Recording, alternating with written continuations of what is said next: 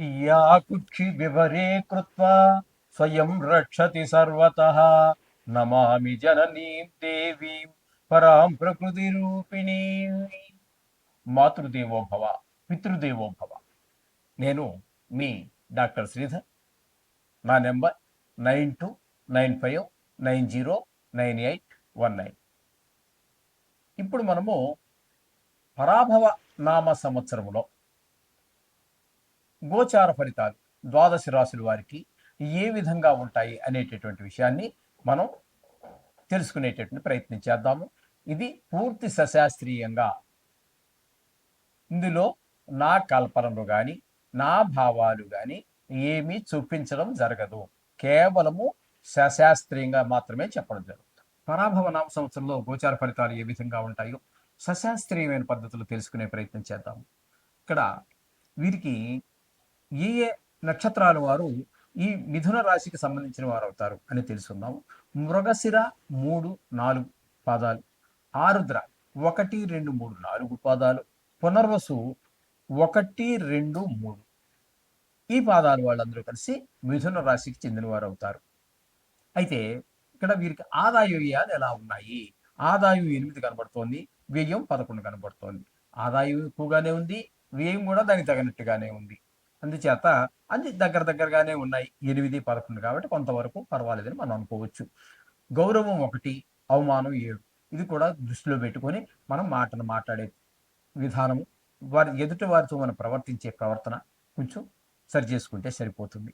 ఇక ఈ రాశి వారికి కనుక మనం తీసుకున్నట్టయితే గోచారం ఏ విధంగా ఉంది అన్నట్టయితే, ఈ రాశి వారికి గురువు 31వ తారీఖు 5వ నెల 2026 వరకు మిథున రాశిలో, అంటే ఇప్పుడు మనం చెప్పుకున్నది మిథున రాశి అంటే జన్మంలో సంచారం చేస్తున్నారు. తదుపరి కర్కాటకంలో 2వ స్థానంలో 31వ తారీఖు 10వ నెల 2026 వరకు సంచారం చేస్తున్నారు. తదుపరి ఆయన 3వ స్థానం అయినటువంటి సింహంలో ప్రవేశిస్తూ ఉన్నారు. ఈ సింహంలో ప్రవేశించిన కాలం అది 3వ స్థానం అవుతోంది కాబట్టి అక్కడ యోగదాయకం కాదు. కానీ ఈ గురువు ఆ కర్కాటకంలో సంచరించేటటువంటి కాలం 2వ స్థానం అవుతోంది కాబట్టి అక్కడ మాత్రం చాలా శుభప్రదమైనటువంటి ఫలితాలన్నీ ఉంటాయి. అంటే పిల్లలు, కుటుంబంలో ఆదాయం పెరగటము, సంతోషము, అలాగే మాటలు మృదుత్వము, ఈ తెలివితేటలు ప్రదర్శించటం, ఇవన్నీ కూడా ఆ కర్కాటకంలో సంచరించే కాలం అంతా కూడా చాలా శుభప్రదంగా ఉంటుంది గురువు యొక్క ప్రవర్తన వల్ల. ఇక శని గనక మనం తీసుకున్నట్టయితే ఈ సంవత్సరం అంతా దశమ స్థానం అయినటువంటి మేనంలో సంచారం చేస్తూ ఉన్నారు. ఆయన మధ్యలో ఏమి మారేది లేదు, సంవత్సరం పూర్తిగా కూడా అక్కడే ఉంటారు. దశమ స్థానంలో శని యోగకారకుడు కాదు, కానీ ఇక్కడ అక్కడే సంచారం చేస్తున్నారు.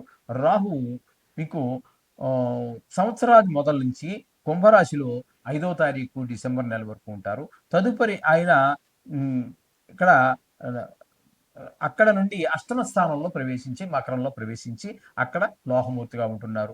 కేతువుని కనుక తీసుకున్నట్టయితే ఆయన సంవత్సరాది నుంచి కూడా సింహరాశి యందు 5వ తారీఖు డిసెంబర్ నెల 26 వరకు ఉంటారు. తదుపరి ఆయన 2వ స్థానంలో సంచారం చేస్తున్నారు.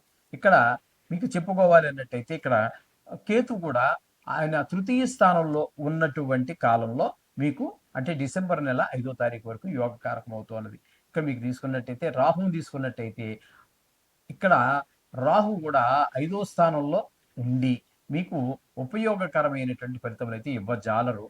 కానీ ఆయన సంక్రమణం చెంది మీకు అష్టమ స్థానంలో అంటే భాగ్యస్థానంలో కానీ అష్టమ స్థానంలో కానీ 2 చోట్ల శుభ ఫలితములు ఇవ్వటలేదు.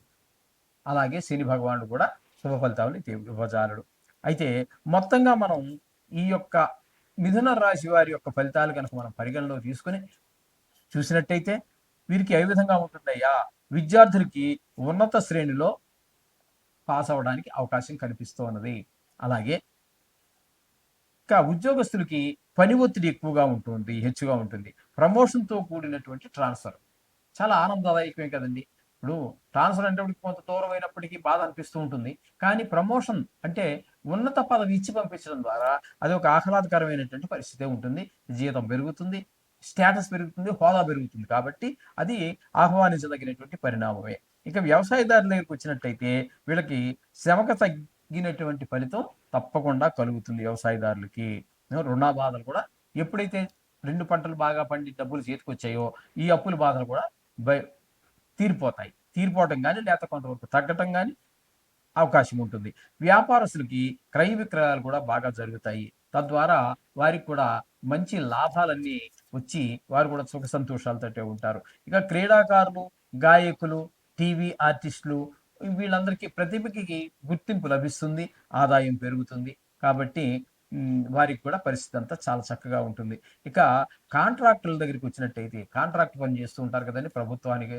లేతే కొన్ని కొన్ని పెద్ద పెద్ద సంస్థలు కాంట్రాక్ట్ తీసుకొని పెట్టుబడి పెట్టి చేస్తూ ఉంటారు కదా! కాంట్రాక్ట్ చేసేటటువంటి వారు. వాళ్ళకి కూడా లాభాలు అధికంగా వస్తాయి. సరైన సమయంలో ఆ ప్రాజెక్ట్ పూర్తి చేసి వారికి అప్పగించడం ద్వారా వారికి మరింత పలుకుబడి, రెప్యుటేషన్ పెరుగుతుంది.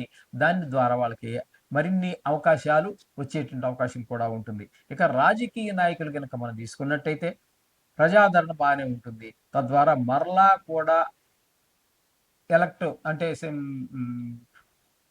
ఎలక్షన్‌లో గెలవటం జరిగే అవకాశం ఉంటుంది. అలాగే పనులు పూర్తి చేయడం ద్వారా వారికి కూడా మంచి పలుకుబడి ఇవన్నీ కూడా పెరుగుతాయి. ఈ విధంగా అయినటువంటి పరిస్థితులన్నీ కూడా మనకి ఇక్కడ కనిపిస్తూ ఉన్నాయి. ముఖ్యంగా ఈ రాశి వారు రాహుకి జపశాంతులు చేసుకోవాలి. పూర్తిగా మనకి ఆయన వ్యతిరేకంగానే ఉన్నారు కాబట్టి. అలాగే కేతువుకి కూడా ఉలవలు దానం చేసుకోవటము, అలాగే శనికి తైలాభిషేకం ఇవన్నీ చేసుకున్నట్టయితే మనకి ఆ దుష్ట ప్రభావాల నుంచి మనం బయటపడి చాలా ఆనందమయమైనటువంటి జీవితాన్ని గడిపేటువంటి అవకాశం స్పష్టంగా గోచరిస్తూ ఉన్నదండి.